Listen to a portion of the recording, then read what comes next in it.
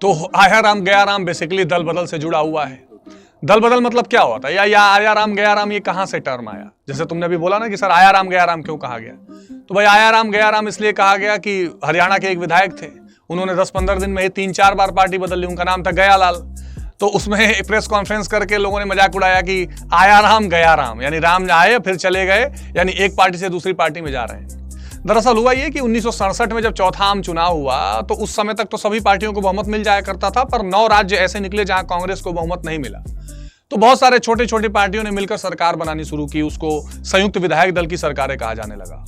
तो ऐसे में कई राज्यों में ऐसा हुआ कि जब किसी को गठबंधन, किसी को बहुमत नहीं मिला तो कई छोटे दलों ने मिलकर सरकार बनाई।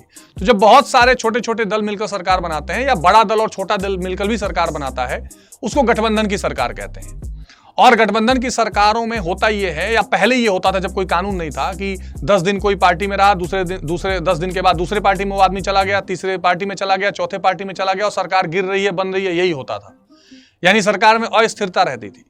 इसको ठीक करने के लिए 1985 में राजीव गांधी के जमाने में 52वां संविधान संशोधन किया गया और उसमें भारत के संविधान में 10वीं अनुसूची जोड़ी गई और दल बदल विरोधी कानून लाया गया कि भाई चुनाव जीतने के बाद अगर आप किसी दूसरी पार्टी में जाते हैं तो आप विधायक हो या सांसद हो, आपकी सदस्यता रद्द कर दी जाएगी। हालांकि अगर 1/3 सदस्य एक साथ जाते हैं किसी पार्टी में तो वो लागू नहीं होता, और इसलिए अभी आज भी दल बदल चलता रहता है कई बार। तो गठबंधन सरकारों का कुल मतलब यही होता है कि कई दल मिलकर सरकार चलाते हैं। इसके नुकसान ये है कि भाई राजनीतिक अस्थिरता भी रहती है, सरकार को पार्टी के लोग ब्लैकमेल भी कर सकते हैं, सरकार तेजी से निर्णय नहीं ले सकती क्योंकि सबसे पूछना है।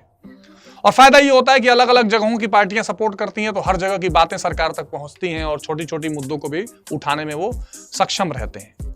तो गठबंधन सरकारों का जो ओवरऑल जो अनुभव है भारत में कोई बहुत ठीक नहीं रहा है। बीपी सिंह के जमाने से केंद्र में भी बनी गठबंधन की सरकार 1989 में राष्ट्रीय मोर्चा जल्दी ज्यादा नहीं चल पाई, चंद्रशेखर की सरकार ज्यादा नहीं चल पाई, संयुक्त मोर्चा बनी 96 में, देवगौड़ा और इंदर कुमार गुजराल बने, ज्यादा नहीं चल पाया। अटल जी, मनमोहन सिंह जैसे लोगों ने भी गठबंधन सरकारें चलाई हैं और उसमें यह देखा गया है कि कई बार दूसरी पार्टियों के सामने झुकना पड़ता है और निर्णय लेने में थोड़ी देरी भी होती है। तो ये जो आया राम गया राम है, ये बेसिकली चौथे आम चुनाव के बाद देखने को मिला था, जब एक दल के व्यक्ति दूसरे दल में, तीसरे दल में लगातार ट्रांसफर मार के सरकारें बनाने और गिराने में बड़ी भूमिका निभा रहे थे।